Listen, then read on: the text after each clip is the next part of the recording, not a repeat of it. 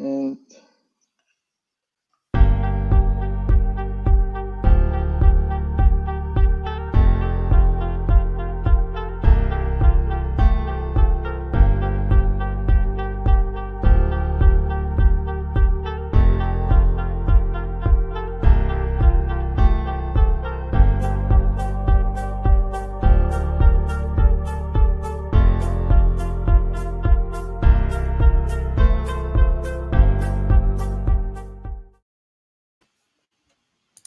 Assalamu alaikum. Hello, everyone. This is Walid. I'm from the CNCF MENA chapter, and basically I have Ibtihal also from the AWS Cloud Native the MAM user group, the organizer. And we have a special guest today, Suman Debnet from AWS. He's a cloud advocate principal. So he's not just a cloud advocate, he's also a principal cloud advocate. So Suman, very nice to have you today. Ibtihal, if you want to introduce yourself, like in one sentence or something. Yes, hello Sure. everyone. My name is Ibtihal Dawoudi, and I'm really glad to be here with you today. We know that the future of cloud computing at the top of our minds, and it's a big topic, and we want to explore it together here. All right. Suman, you are our special guest today, and we would love to host you. And it's a pleasure to host you, actually. I mean, I saw some videos, and as an advocate, you're already accustomed to YouTube and all this streaming. And today you are presenting a very important subject in the application modernization. Would you like to introduce yourself to the audience? Yeah, sure. So hello, everyone. My name is Suman Devnath, and I'm a developer advocate with Amazon EFS team, and we will talk about Amazon EFS a little bit, in next 30-40 minutes. But I've been working on storage side and data engineering in past 10-12 years, mostly around storage. And I'm super excited to meet all of you and share a few of the learnings that I had around Kubernetes with storage. And the idea that I have is not about this presentation and all of the demo that we are going to show, but it's the idea is more about to learn from each other and get to know about you and stay connected after this event, so that we can do something meaningful going forward, which can help all of us. So this is the first time I am part of any of the meetup in this region.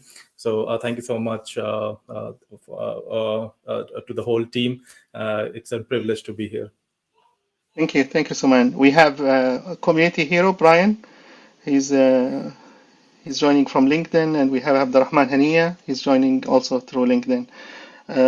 Okay, would you like to share your screen, Suman? Yeah, sure. So let me share my screen.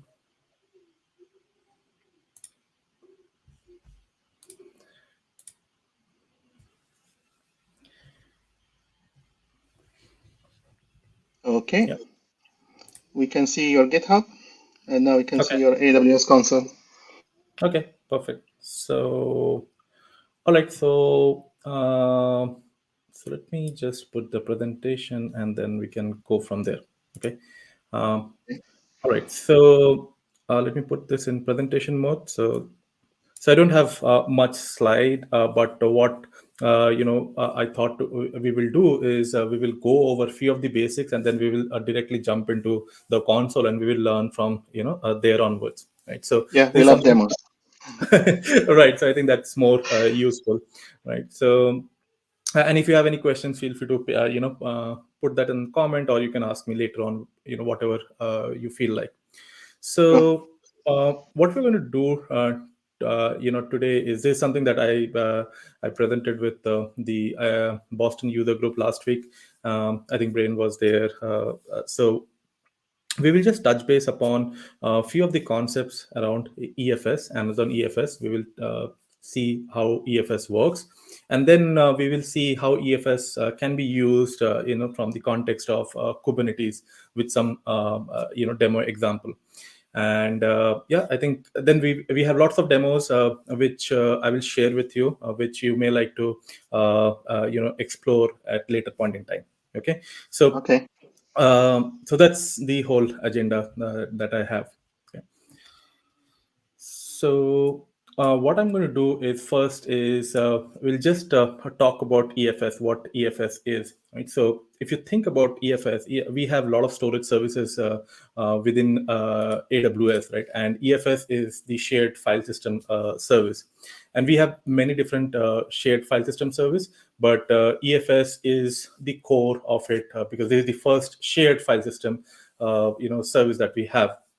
Previously when AWS started, we had S3, which you all might be knowing, which is a object-based storage, and then we have EBS, which is a block storage. That means you can have your EBS volume with any of the compute, maybe EC2 instance, and you have to create a file system, and after that you can do any read or write of data, right? But EFS is a shared file system. So what that means is you just create an EFS file system and you can mount it on your EC2 instance, and you can do read write. And this is how EFS started. But over the period of time, in last couple of years, we started the support of EFS with various other services. So let me just show you, in one quick diagram. So if you see this, this is the EFS, service, and it is now supporting not only EC2, but it supports Fargate, Lambda, SageMaker, ECS, which is our container orchestration service, and then EKS, which is the managed Kubernetes service. So all of these compute instances can access the same data. So what that means is, if you are building your modern application on Kubernetes platform or in Docker platform using ECS, you can use the same storage at the center using EFS, right? So you don't have to copy data or move data from one place to another, right? So that's the whole idea about EFS. So before we get into the configuration part of EFS with EKS, so what we are going to do today is we are going to focus on this part. So let's say this part, right? So we will focus on how you can make use of EFS with EKS, right? And for other services like EC2, Fargate, Lambda, SageMaker, and ECS, we have all the demos, in this GitHub repo, which I'll show you, which you can do it at a later point in time. But today we are going to focus on this integration. Okay, so that's the whole idea. So let's get started with the EFS first. So what we are going to do is now we will just focus on EFS, and then we will go into the integration part. Okay. So Okay. Just one comment before we go to the integration part. So you said basically one of the advantages of using EFS because it's across all the compute services. So if I right, use it and I am on the same region, so my application can be across EC2, right, serverless, and EKS and ECS and Fargate. right. So if I'm using Fargate profiles in EKS or I'm using Fargate with ACS, basically it would be Correct. across all. But if what if I am cross regions? What if I'm in a different region? Yeah, so that's a good question. So now we do support, cross region. So let's say you have in one of the region and you want to access that storage across another region. You have to make some configuration, and some of the configuration would be like VPC to VPC connectivity, and then you can have it, right? So we have a blog post as well where you can have access EFS across different region. And not only that, you can even access EFS across two different, AWS account, right?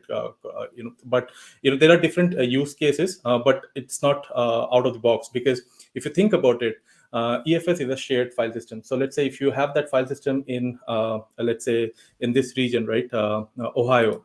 Now, if you use your compute in, let's say, Singapore, it may not be that technically a good choice, right? So because of latency and other dependencies, but you can access, your EFS storage across all these compute resources. Okay. Okay.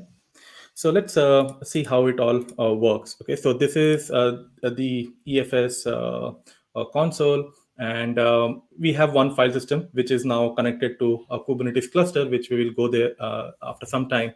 But basically, how you can create a file system is you just you just click on create file system, right? and then you give some name. So let's say my EFS. Okay, maybe 1, 2, 3. You can give any name.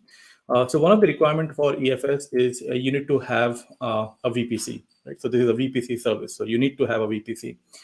So you can select any of the VPC, whichever you have, or you can create one, whatever it is, and then you can just click on create. That's all, right? So there are some additional configurations that you need to do, but we can just quickly go over. But it's little a lot of details that we need to talk about. But I'll just give you some brief about what are the different configurations. One is Okay. the performance mode. So when you create an EFS file system, the best part about EFS file system is it's completely elastic. That means you don't have to provision any storage. You don't have to specify that you need 10 GB of EFS storage or 20 GB. You just create the file system and it can scale up and scale down based on your data. And now, in terms of performance, you will get throughput based on the capacity, right? So let's say if you have 1 terabyte of storage, you will get 50 MBs per second of throughput. If you have 2 terabyte, you will get 100 MBs per second throughput. So like this, it will scale up. So this is what the the general mode is. So this is the throughput mode, what we just explained, where your throughput increases with respect to your storage capacity or the size. And the other mode is provisioned. And provision means, let's say, few of the applications you may need small storage, but you have a very high demand for throughput. In that case, you need to have a certain amount of throughput. So in those cases, you can just specify how much throughput you want. So let's say I give 100 MB per second. That means that no matter what is the size of the file system or how much data I keep, I will always guarantee to get this much of throughput. So that is the throughput mode that you have, and you can always change this throughput mode once in 24 hours. But there is one of the configuration. The other configuration is performance mode. So this is something which you specify only at the time of creation. After that, you don't specify this. So what is the difference between general purpose and max IO? So general purpose is the file system which we generally recommend to all the users, right? And this is the best mode for low latency sensitive file systems or latency sensitive applications. But if your application can need more IOs, then you may go with max IO. So what is the trade-off? The trade-off at max IO is the latency would be little high with respect to general purpose, but you will have a good amount of IOPS there, because in general purpose you have a max limit of 35,000 read and 7,000 write operations.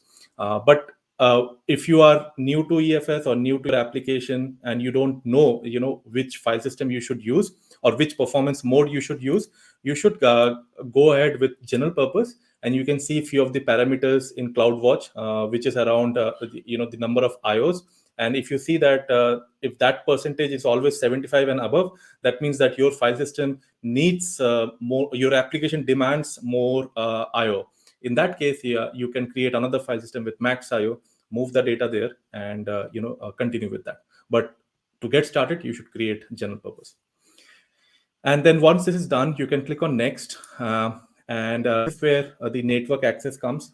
So this is so the way that EFS works is something like this, right? So this is a new term called mount target. So let me explain this. So what happens is when you create a file system, right? So this is your VPC, right? So this is your VPC, right? And EFS, will be somewhere here, right? So this is within AWS, right? And let's say you will have AWS has a lot of storage compute resources in the backend, right? So we don't have to care about it. So what happens is when you create an EFS file system, right? So what happens is from your computer, this is your, let's say, EC2 instance. What you will do is you will mount your file system, right? So let's say my EFS, and you will mount it somewhere, right? So maybe you will mount it in /EFS, right? So Yes. how this whole things work? So the way that it works is when you create an EFS file system, we create something called mount targets. Okay, and what this mount targets are basically some elastic interface. Okay, and Okay. this elastic interfaces are actually are created in your VPC. I'm sorry, I just created it here, but it should not be here. It should The be, ABC. yeah, it should be here in this case. Okay, so we create some mount targets. Okay, and these mount targets are in different AZs. So EFS is a service which spans across the availability zone, across the whole region. So if you have three regions, we create three mount targets. And when you do this mounting of your file system, right, you use this mount target. And this mount target will talk to the backend EFS service, in the AWS, on the AWS side. So basically, your this mount target is kind of the gateway to your storage, right? Because if you have ever used any shared file system, when you create a file system, you mount that, and when you mount it, you give the IP address of the destination or the file system.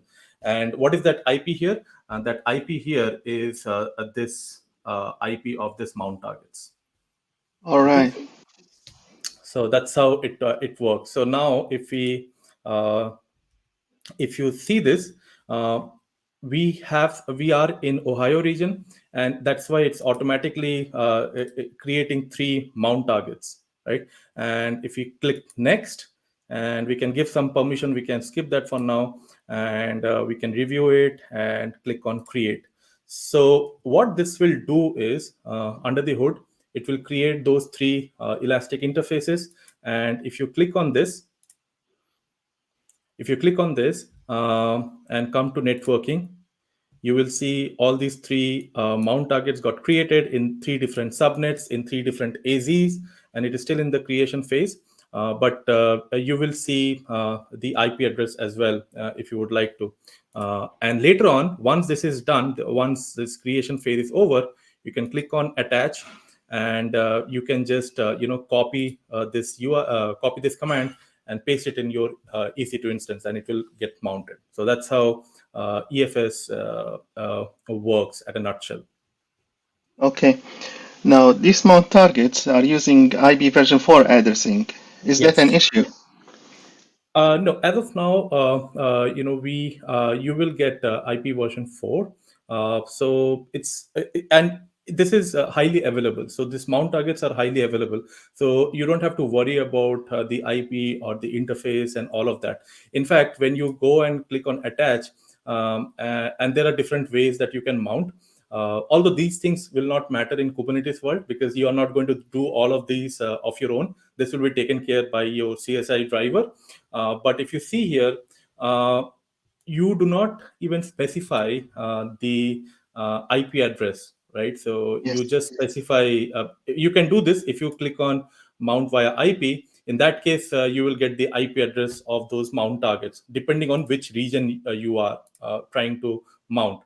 But generally, we recommend not to mount with the IP address. You mount it with the wrapper, which is EFS mount helper, which is a small utility which you have to install in the EC2 instances, right?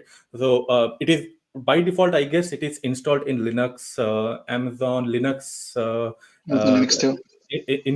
instances. But for other instances, you need to install. It just takes 2 minutes, but then you don't have to worry about the IP addresses and mount targets. You just mount it, and this mount helper will figure it out which AZ you are and how to connect.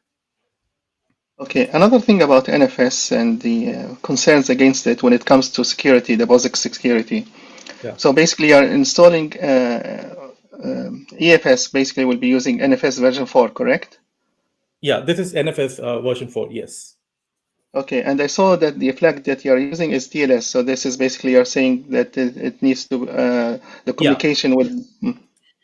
That's a good question. So if you see here, we use -t EFS and -o TLS. So -t EFS, if you do not use EFS mount helper, then the Linux will shout that, hey, what is this, type EFS, right? Because Linux knows NFS, right? But EFS is something our own thing.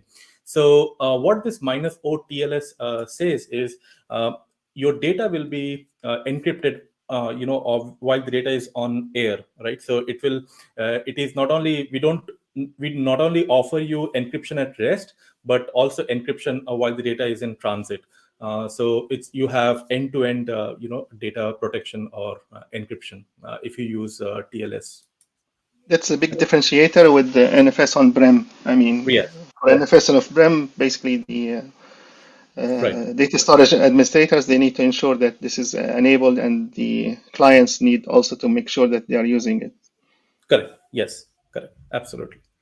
All right. So now that we learned a little bit about EFS, we can go back to Kubernetes side and see how this whole things work. So there is one thing which would be needed for Kubernetes and for Lambda and for ECS is generally is access point. Okay, so this is generally a newer concept, relatively new with respect to other features of EFS. So what happened, let me just show it to you here, maybe that would make more sense. Okay, so let's say we have created this EFS file system, right? And let's say the name of the file system is my file system 1. Okay, and here I have let's say here I have my computer or EC2 instance, right? And here I have mounted this file system under EFS folder, right? So this is a local directory, and I have mounted this file system. So now here I can write anything, right? I can keep on creating files, I can create some directory, whatever. Now let's say I create one access point here. Okay, so I create one access point, let's say AP1. Okay, and this I create under /AP1. Okay, and then what I can do is I can go to any of the EC2 instance. In this case, let's continue with this EC2 instance only, but you can always do this in another EC2 instance. You can mount this access point, okay, this access point in some other folder. So let's say EFS2, right? And here you will have root access. So basically root access in the sense you will not see any of the files or folders which maybe this mount point has created, right? So let's say you created some file abc .text. Okay, you will not find this file here. You will not find this because you have mounted this access point, right? So let's say in this access point you created some file called txt1.text. Okay, so what happens is EFS will take care of all this virtualization, right? So what EFS will do is it will, under this file system, it will create one folder or rather one directory called AP1. Similarly, if you create another access point, it will create another folder called, let's say, AP2. And what you can do is now you can actually mount this directory to different instances, right? And we are going to see this in Kubernetes, where when you will create a dynamic provisioning, allocation of storage for each and every dynamic provisioned PVC. What EFS will do is it will create different access points, and that way, if this access point is used by app1 and this access point is used by app2, they both are completely isolated, so they will not see anyone's data. But if anyone who is root, let's say, all right, and where you mounted this whole file system to some EC2 instance, and then if you go to /EFS and run ls command, you will find two directories inside that called AP1 and AP2, right? Yes. And assuming that you have all the permissions, you can go inside those directories and you can even see what this application 1 and application 2 are doing, right? You can see all the data, assuming that you have all the permissions and all of that. So basically, at the file system side, we create different directories for each access point, and this directories you can map to different applications, right? So why we are doing this? There are different use cases. I'm not going into security and access things, but if you think about it, if access point was not there, and if you want to have two different application, app 1 and app 2, you had to create two file systems, right? And again, you have to manage those two file systems. But now you don't have to do that, because you can still use the same file system, because your file system can scale up and down, right? There is no capacity or storage requirement upfront. So that's how it makes your storage management little easy.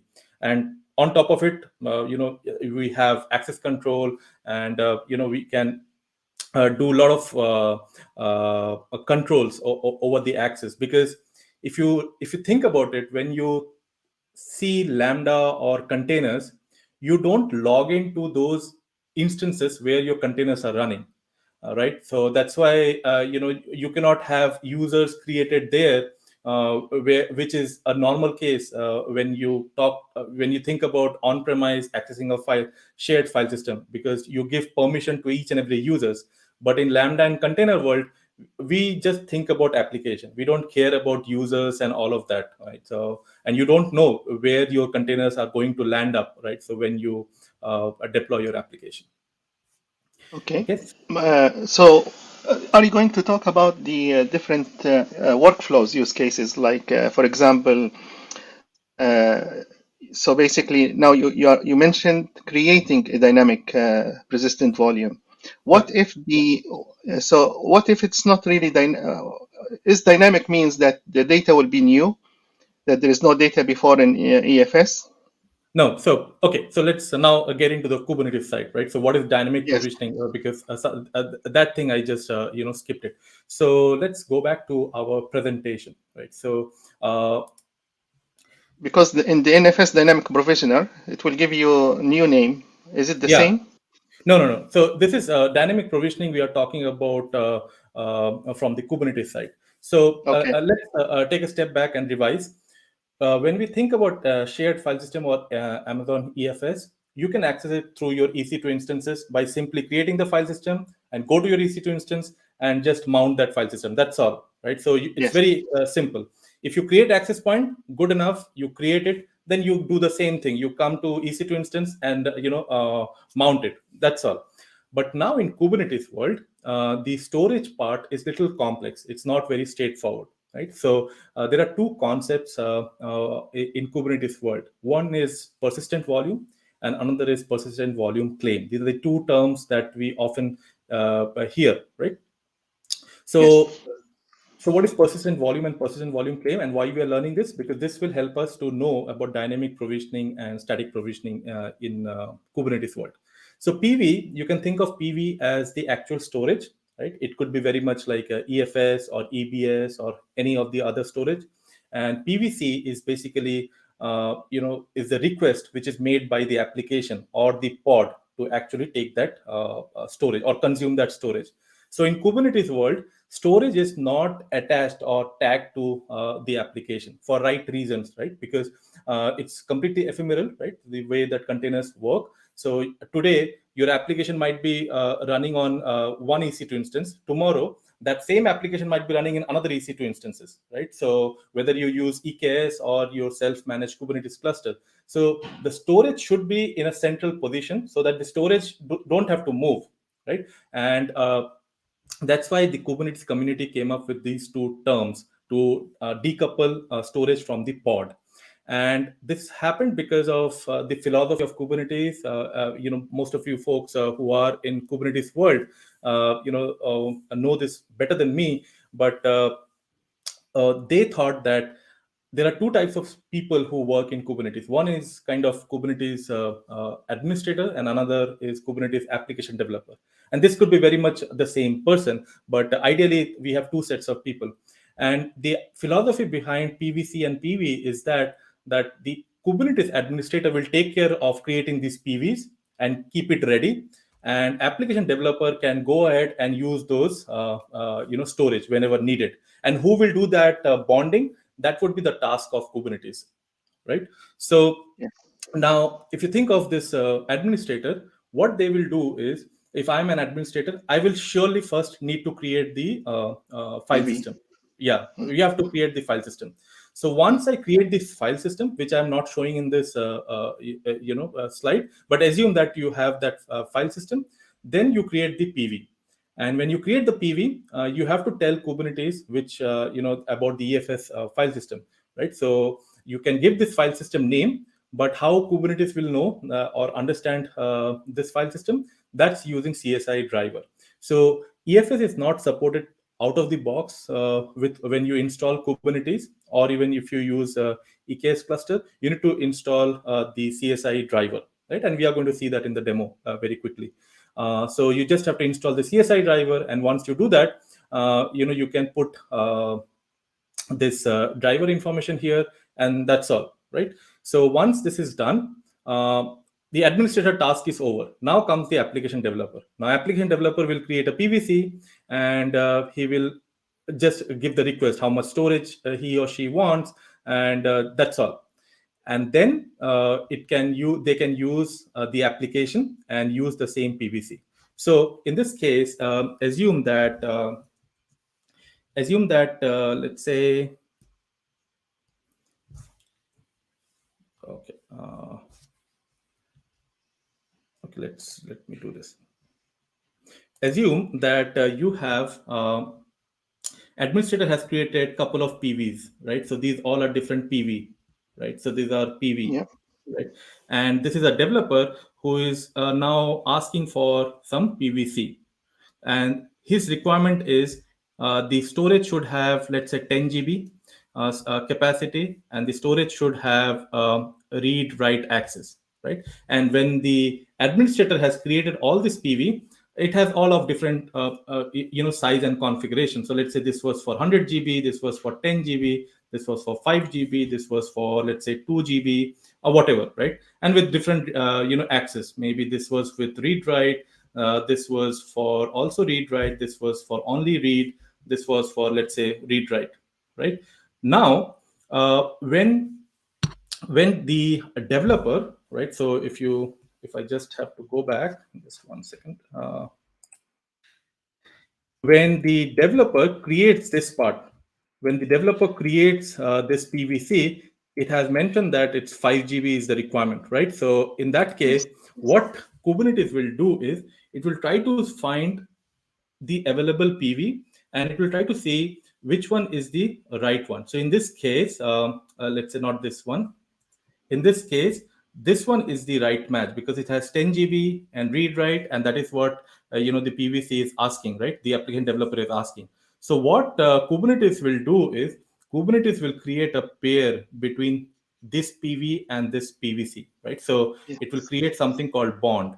Okay, and once this is done, next time if a developer is creating another PVC, in that case, this will not be available as the free PV. So in that case, it has to find available one from these three PV.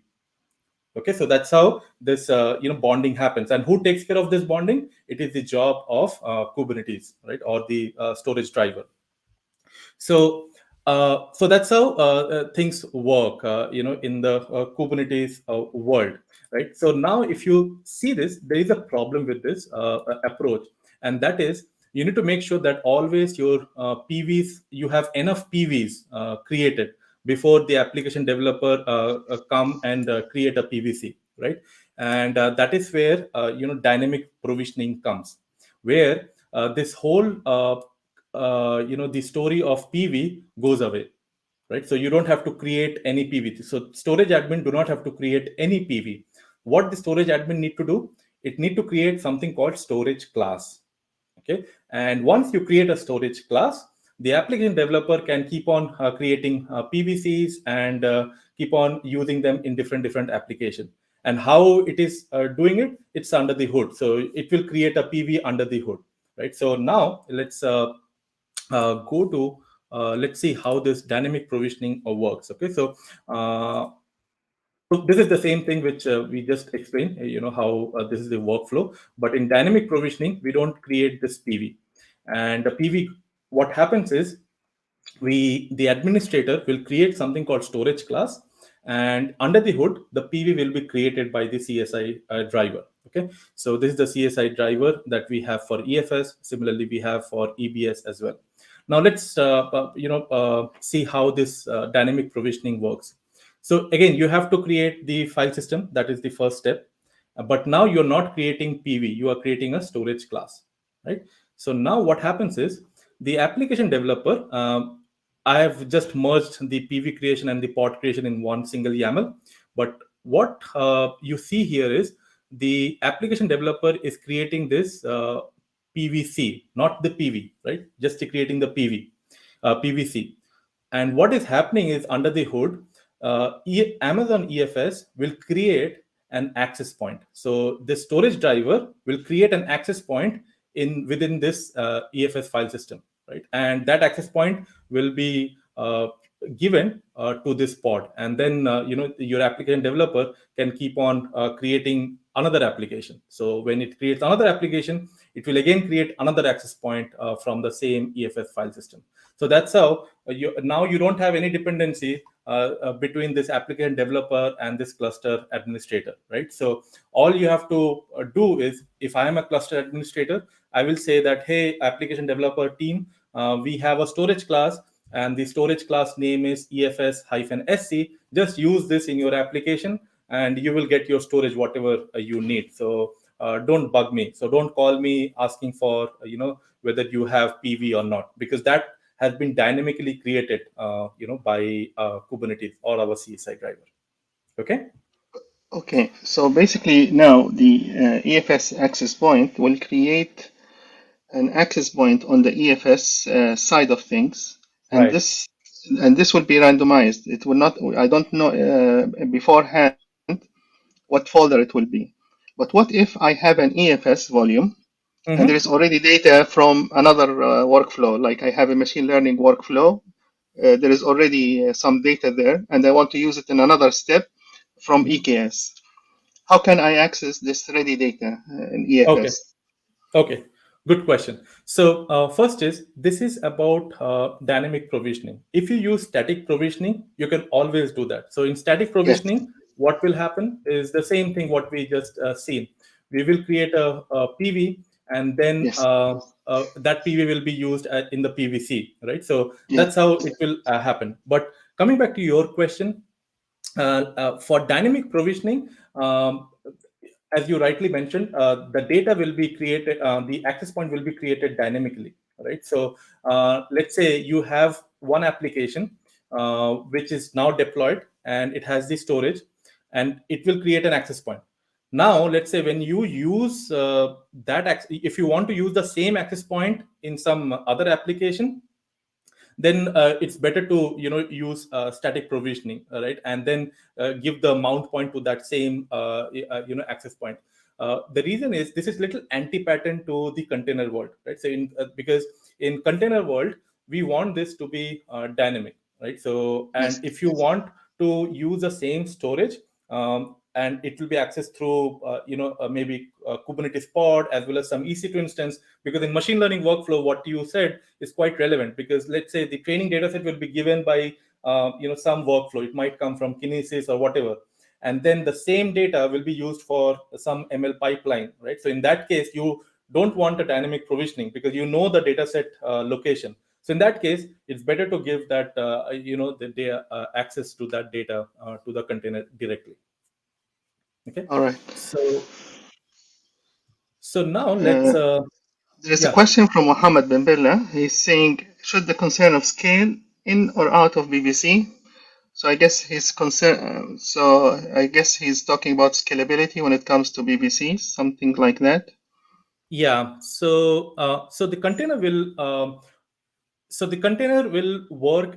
You will be deployed in your Kubernetes cluster, right? So no matter. So let me just show you. It's since you asked, and we are going to get into the demo now. So let's say, but since this question is asked, so let's first address that. So let's say this is a Cloud9 instance, which is an IDE, right, on AWS. But you can install the, you can run all of this from your CLI. So if you see kubectl get nodes, you have a cluster of 5 nodes, right? Now these 5 nodes are actually across different availability zones, but within the same region, right? And within one VPC. Now, if you create a file system and you use that for this cluster, like if you Yes. see kubectl get storage class, you will see that we have a storage class for EFS, right? So now this storage can be used by any pod which gets deployed in this cluster. Okay, so because in your Kubernetes, when you run your application, it will pick one of the EC2 instances, right? So and it will pick the instances from within a cluster, right? And the Kubernetes cluster, it span across multiple AZs. So that's how it will work. But EFS storage, you can have another Kubernetes cluster and you can use the same EFS storage there, because EFS doesn't know who is accessing. As long as, you are taking care of the application, you can access the same EFS storage from multiple Kubernetes cluster, as long as they are into the same VPC. Okay, so let me just show one quick workflow, and then we will get into the code. So if you see how you can get started on Kubernetes with EFS, if I have to just show the quick steps, because these are the things which I have already done. But the first thing would be you create a Kubernetes cluster. The second thing would be you have to create a security group which will grant access, for the Kubernetes cluster, so that it can do read-write operation to your EFS file system. And once that is done, your Kubernetes part is over. The second thing that you need to do is you need to create an EFS file system, right? So, which is very simple. We have seen that. And the third thing is to access the file system from Kubernetes. We learned that we need to have CSI driver, right? So you need to install that CSI driver. Right? So this is the crucial step. Otherwise, the next step would be creating the storage class and PVC. You will not be able to do that. So once that is installed, you can create a storage class, and voila, you can just keep using it in your application. So there is no other thing that you need to do, right? So this is the whole workflow. So now let's see it in action. Okay, so now if I go to EFS console, you will see that we have created this file system through UI, so you can ignore this. And this file system we already had, and in fact this is the file system which we see when we ran this get storage class, right? So if you see this, we already have one EFS file system as a storage class, right? So now what we are going to do is we are going to create one EFS file system, and you will create a new storage class. So to do that, and we are going to use dynamic provisioning. So let me go to that folder, right? And here, if you see, we have one script called auto EFS setup, and this script will do all of that. This script will install that CSI driver. It will create a EFS file system. It will create that security group, and also it will create a storage class. Okay, so if you want to see this, I'll not go through the whole code. It's pretty straightforward, but these are the steps that it will do. And this is just for one-time activity, right? So if you see, these 3 steps are one-time activity to create the IAM role, CSI driver installation. But these line number 20 and line number 21, where you create a file system and create a storage class, these things will be repetitive as and when you want to create new storage class, right? So that is something which will be dynamic. So let's run this.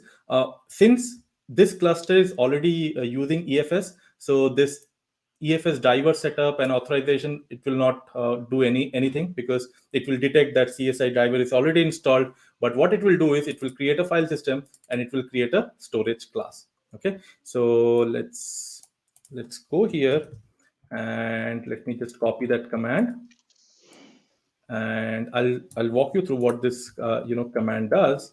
If you see this, we are taking a couple of arguments. One is the region, which region I want to create this file system, and the cluster name. This is the EKS cluster name, and this is my file system name. That's all, right?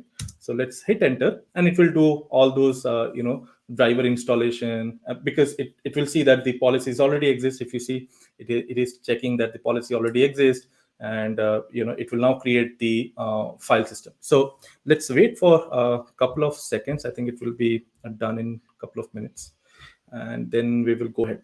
So by that time, if you now come to EFS, let's see here in the console, and let's do a refresh. You see this, a file system called Yes. got created, and if you click here and come to networking, it is going to create the same access point, but we are not creating this. It is already not the access point, sorry, the mount targets, right? And if you see the access point, there is no access point created. Why? Because we are not deployed this in, or we are not using it in any of the pod yet. What the stage that we are in now is this. We are in this stage. Let me go back. We are in this stage now, right? So we have just created the file system, and we are going to create a storage class, which the script will take care, right? And once that script gets over, when you run a kubectl get storage class, you will see a new storage class. And after that, when you create the application, it will create a pod or an access point, right? So, but as of now, we are in this stage now.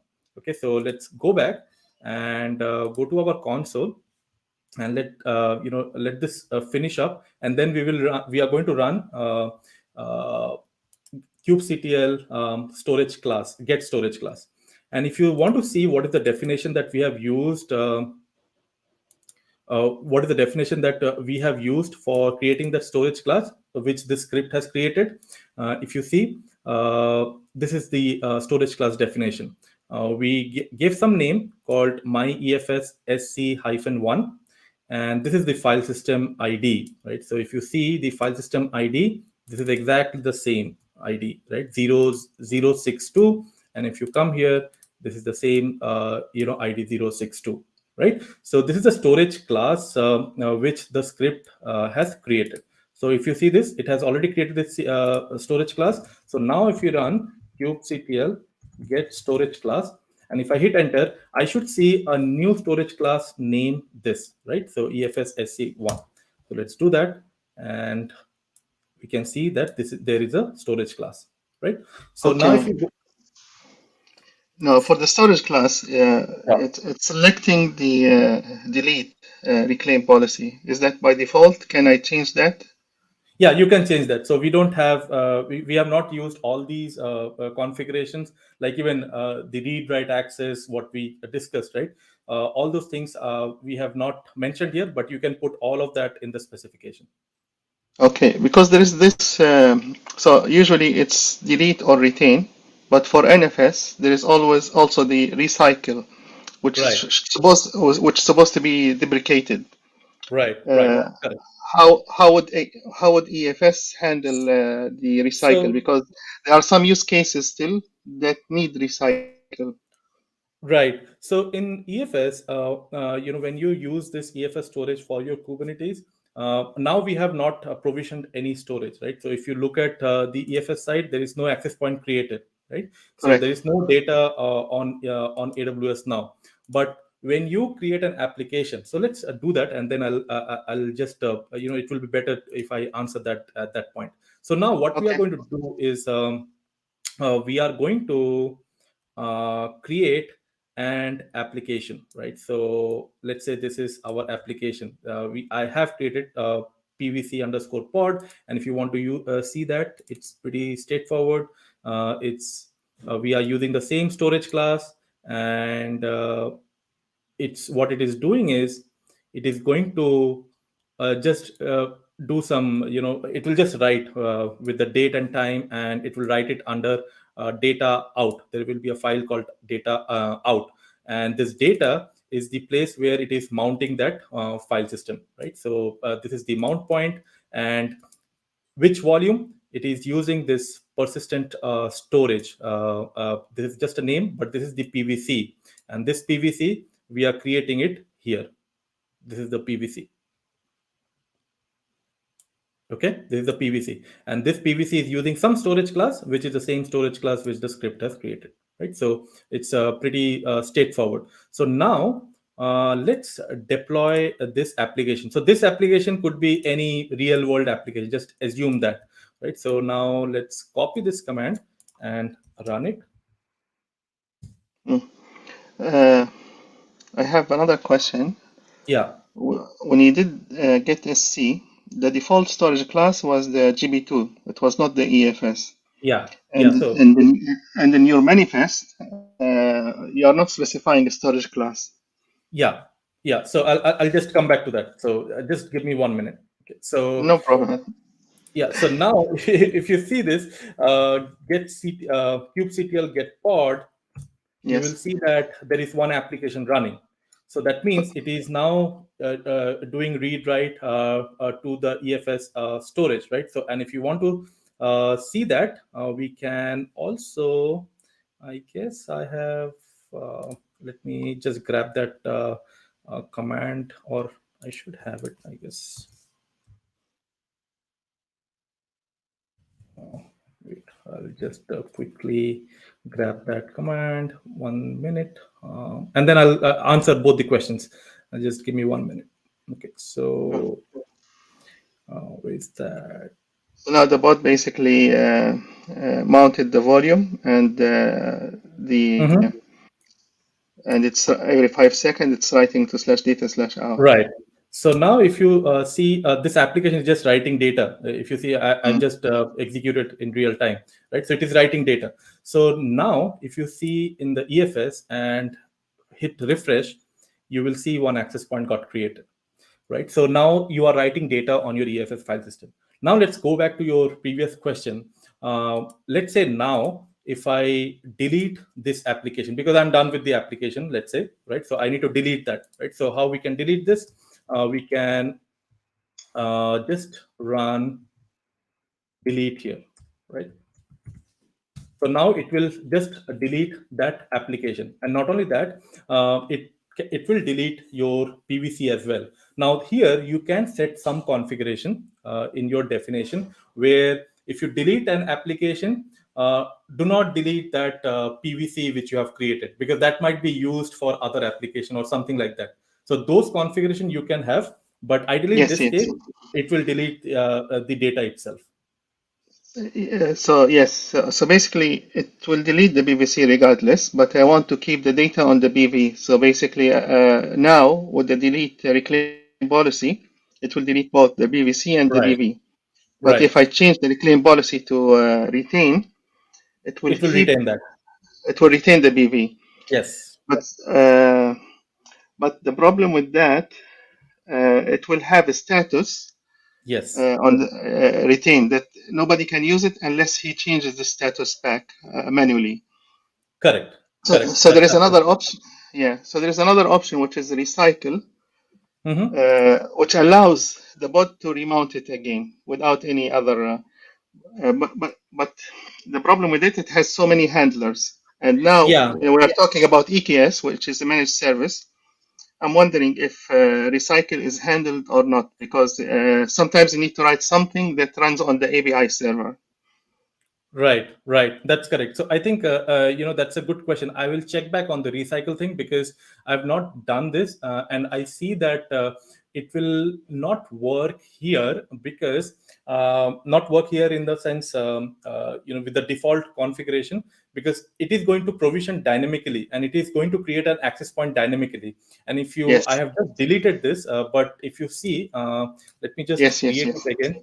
If you create again, right, you will see that the access point will have a user ID and UID, and it will be always unique across multiple access points. Yeah. So within your EFS, you will never have two access points with the same user ID and group ID, right? So so there might be some hack we have to do at the Kubernetes side, but yeah. So I'll just check back on the recycle part because that's not something I've explored.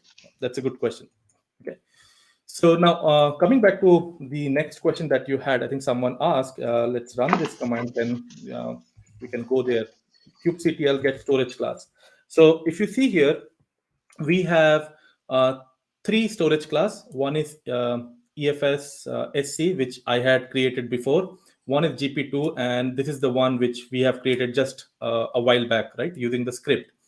And here, if you see, one of the storage class will be by default, right? So, and we can always change this default to let's say EFS SC or my EFS SC1, and to command the command to I think yeah, so this is the command. So let's say you can do kubectl patch storage class, and let's say gp2, and this one you want to change from true to false. If you do this false, then if you run this and if you then run it, you will see that it is not the default. Now you have to set the default again to any of the storage class. It could be EFS hyphen SC or this one as well, right? So let me just go back to true, and then I'll explain what this actually means. So what this actually means is when you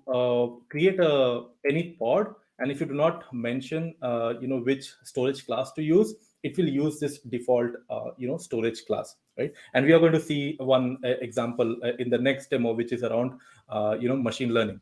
So but before we go there, do you have any other questions? We can go to the next. There is one question, but I cannot understand it. So Muhammad is asking how to handle frequent EFS and infrequent EFS with storage class and access point. How can be identified by BBC? I'm Okay. not sure. Okay, you Okay. understand it? Okay. Yeah. So I think Mohammed is asking about the frequent, infrequent storage class in EFS, what we have. I guess that is what he's asking. If not, then Mohammed, you can correct me. But within EFS, we have if you see here, if you create a file system, and if you click on configure, you see that transition to infrequent access, or transition into infrequent access, and transition out of infrequent access. So within EFS, we have two different storage in the backend. So we say that if we monitor the IO in the file system, and if you see that the access to your data is not frequent, and if you set that lifecycle policy, so let's say 7 days since last access, we move that data to a low cost storage tier, so that you pay less, right? But we move it back from infrequent access to frequently accessed data storage in the under the hood, if we get one more access there. So let's say our paycheck, right? When we get an email for our paycheck, we keep on accessing that, right? So maybe the first week of every month, but after that we never access it. So maybe you can think of it that that data is now in infrequent access. But let's say at the year end, you have to access that paycheck, maybe to show for income tax or whatever. At that time, that data will be again moved back to out of that infrequent access storage class. But from Kubernetes standpoint, you don't have to worry about all of that, because this will be taken care under the hood, because we don't have different endpoints for different types of storage under the hood.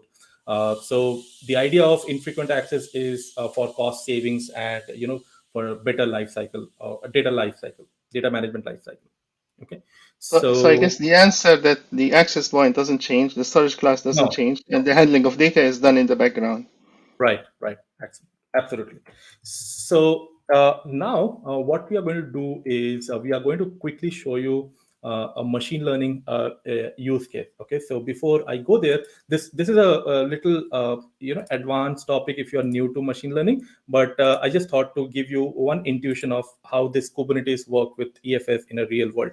So let me just show you the architecture quickly, and then the whole code is there. How to deploy this in your environment, you can always do this in your account. But what we are going to do is this.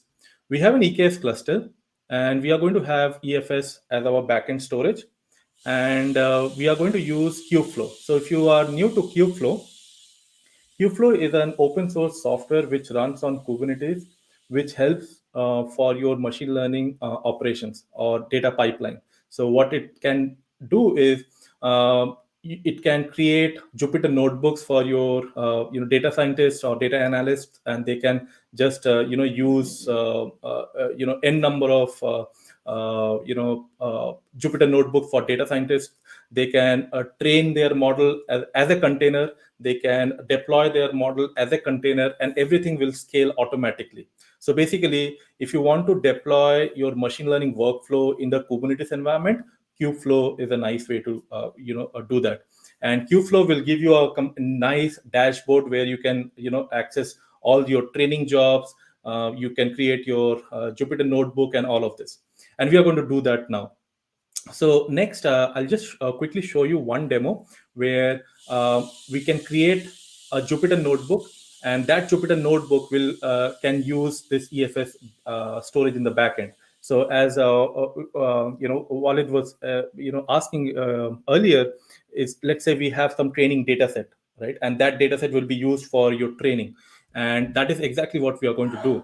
We are going to create a Jupyter notebook, and we are going to copy some data in EFS file system. And then that training data will be used for training, right? So when you do training, you need to have some image, right? So, and that image will be pushed by the data scientist to ECR, and that image will be used in the training job. Okay, so let me go quickly and show you the whole configuration. So I have already installed Kubeflow and all of that. And if you see now, kubectl get storage class, we have this storage class which we have just created, but just ignore this. By default, if I create a Jupyter notebook now, it will use this storage class, right? Because it is the default. But we are going to use EFS-SC for our training dataset. So to access Kubeflow, I've already installed Kubeflow, and if you want to see, you can see this. If I run all the pods, you will see that there are a lot of pods which are running because Kubeflow is a software or the toolkit which runs multiple services, right? So for ML pipeline, for Katib and all of these, right? So the first thing that we need to do is to run the dashboard. So I'm just opening another tab and opening the dashboard. And let me just click on preview and run this application, and I'll put it in a different tab. So this is the Kubeflow dashboard, and this is running on that EKS cluster as a container, right? So now if you come to a notebook, you see that this is the look and feel is very much like SageMaker. If you have ever used SageMaker, it is like that, but it's completely owned by you, right? So if you see here, I can create a notebook. So let's say if I go ahead and say, let's say notebook 2, and I can scroll down and I can simply come here and click on launch. So if I click on launch now, it will create a pod under the hood, but it will not use that EFS storage. Why? Because it is going to use the GP2 storage because that is the default storage class. But let's say if I had to add some existing storage which was created on EFS, then I would have attached to this. So let me do this first. So let me just cancel this, okay, and let me come to this volume and create a volume. Okay, so let's say I create something like data sets 2. Okay, and here let's say the size is, I can give any size, let's say 100, and or let's say 200. And here I can select the storage class. So you see, it is already populating the storage class which is available to this EKS cluster. So here, if I select EFS-SC, and here I can give the what access mode I want. So let's say I gave ReadWriteMany, and if I just click on create.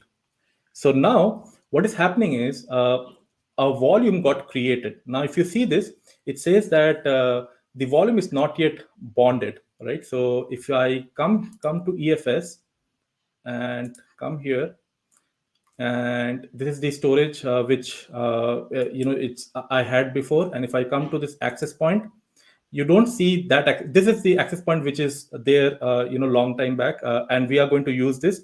And this is this storage class. If you see this, I already created one data set volume, right? So it has already created one access point for that. But for the other one, which we have just created, that dataset 2, it is still in pending mode. And that's why we don't see another access point. And the reason is, while we created the storage class, and let me show you here. I'll just close this. kubectl get storage class.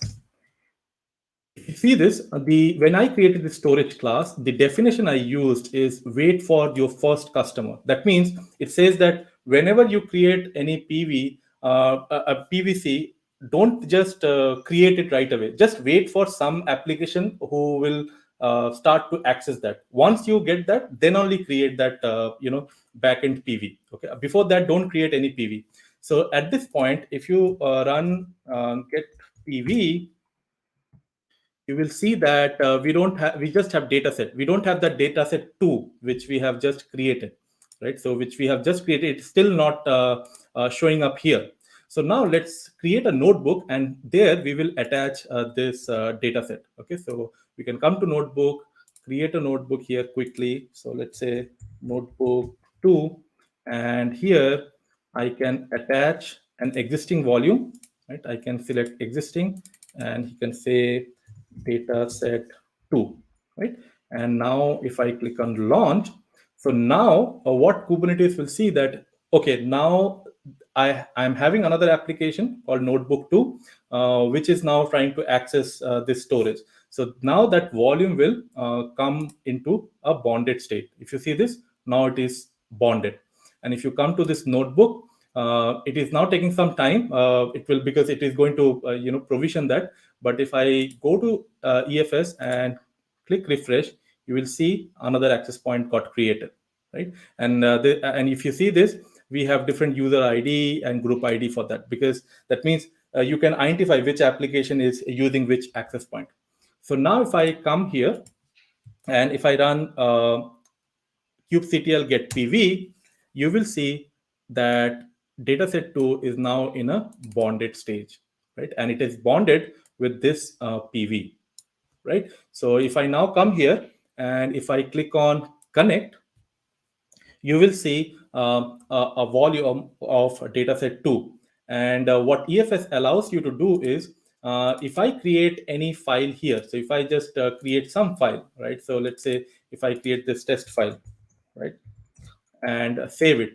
If I just save this, now if I create another Jupyter notebook, and if I mount the same volume, they will see again this file there. So that's the use case where you have multiple data scientists using on different projects, but they want to access the same data in the training data set. You don't have to move data at all. So you can just use the same EFS access point, right? So what we are going to do now is, I have this volume called dataset, which I have created yesterday. And if you want to see, if we go to notebook and go to this notebook 1, which was there, since yesterday, if I just click on connect, you will see that we have dumped some data in that dataset EFS access point. So if you see this, in this data, we have some flowers data, right? And they all have different types of flowers. And what we are going to do is now we are going to run a machine learning training job, which will access this data. So to put that in context, let's say this is where we are. So what we have done is, what we have done this is we have stored the training data set here beforehand. And now a machine learning engineer is going to start a training job, which will be deployed in this Kubernetes cluster. That means the training job will use Kubeflow, and it will run multiple pods for training. And it is going to use this training dataset, which is saved in EFS, right? So, and I have already created this container for training and all of that. So we don't have to worry about that. So now I can simply run a training job. So let's go back. And the way that we can create this training is we have to go to this folder. And, I'm skipping a lot of steps just for the time's sake. But It's very straightforward. So this is the TensorFlow job, training script or definition, and I just deploy this. Okay, so what is happening now is it is going to create a job, right? So if you want to see this, we can see kubectl get pod, and let's say minus, let's see all. I forgot the namespace name. If you see the namespace name, yeah, let's say this is the namespace. I'll just run it again so that it doesn't clutter. Okay, so if you see this, it has started 2 containers. So now these 2 containers are basically, let's say you can imagine that there are 2 pods, right? And these 2 pods are dynamically created just for this training job. And from where it is reading the data, it is reading the data from this EFS storage, right? So let's now we can see some logs. So let's go to this container and see what is happening. And if you see these logs, it has already completed this training, and it is you can see epoch 1, epoch 2. So epoch means in machine learning terms, when you do a training, if you have, let's say, 1 million data points, or let's say 1 million images, if we mention epoch 1, that means the training will happen by going through all those 1 million images only once. If I say epoch 2, that means it will go through all the training data sets or all the images, which is, let's say, 1 million once, as well as after that it will again go through the whole data set again. So basically, the more the epoch is, it's better, right? Because your model will train much better, because it will read the data more number of times.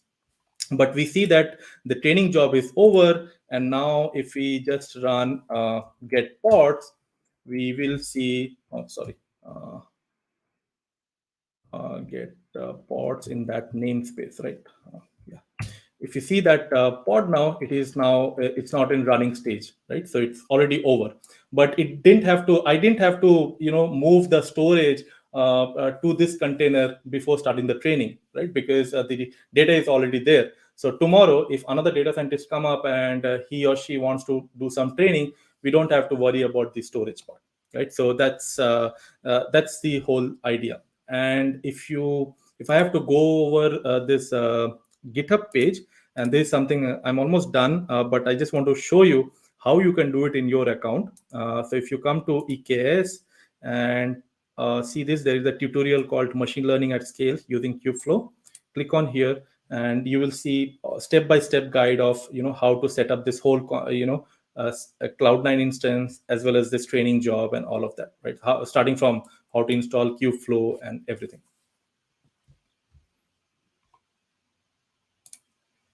Okay, so there is a question regarding the use of object storage S3 compared to EFS in terms of cost. I mean, this question is actually overloaded because object storage is not native, right? Cloud native storage. We cannot use it within our manifests. Right. So I think that's a good question, right? So if you think of it as Walid mentioned, S3 is an object-based storage. So every time you read that data, you need to send over an HTTP request, right? So that have a performance, overhead, and that may not be something which your application would understand, because a lot of times your application can talk natively through your file system, POSIX command, like read file, open file, with those semantics. But if you feel that your application can talk through HTTP and it can handle that latency, go ahead with S3. I mean, that would be the best solution. But whenever your application needs low latency access, and when the application has some dependency on file semantics, then I guess EFS is more applicable. But it's all up to your application requirement. Yes. So Tamer, in the beginning of the broadcast, Suman basically mentioned that you have other file systems that you can use. So you can use EBS, and you can use, I guess, FSX. Right. It's already supported in EKS, but for your workload, that's the one that will determine which storage that you are going to use. EFS is very, I mean, you can see lots of uses for EFS. I mean, if you are not on-prem and you're using the public cloud, EFS is a very good solution. Right, correct. So I think the major benefit of EFS is basically you can run through it, or you can use it for different compute services, right? So whether it's Fargate, Lambda, EC2, and you don't have to worry about the scale part, right? And let's say today your application is not modernized and it is still using EC2 instance, or even on-premise, because EFS can be accessed from on-premise as well using VPC, Direct Connect, and all those constructs. So basically, you can think of, whenever you think of modernization, serverless, Lambda, container, Kubernetes, I think EFS is the best solution to get started with, because it's a no-brainer, right? So that can scale along with your container or serverless workflow. And to support that, if you want to explore more, we have created this EFS Developer Zone, I think, which Walid has already shared that link. But if you come to this page, right, so this is the EFS Developer Zone.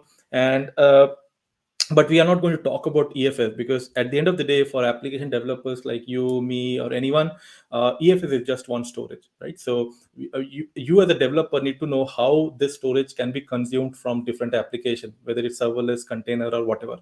So this is the this page is exactly to help you get started with that. So if you scroll down, you will get some tutorial about mount target, what we have discussed briefly today. But the important part is you will have a lot of templates to get started.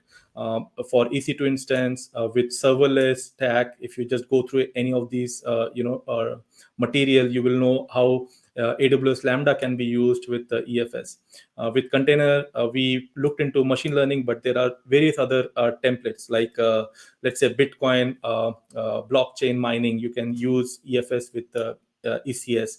So you can, this is basically with a Docker. So you can make use of that template. This will help you to get an idea about how EFS can be used for all this modern application, and then you can reuse that code for your requirement. So I'll highly recommend that you explore this. And if you want to contribute with your demo, put a PR request, or in fact, if you find any error, I'm sure there will be a lot of errors, or if you see that any of the files should be can be written in a much better way, just send me a note. I'll fix them, or I'll just send a PR request. I'll merge that. So yeah.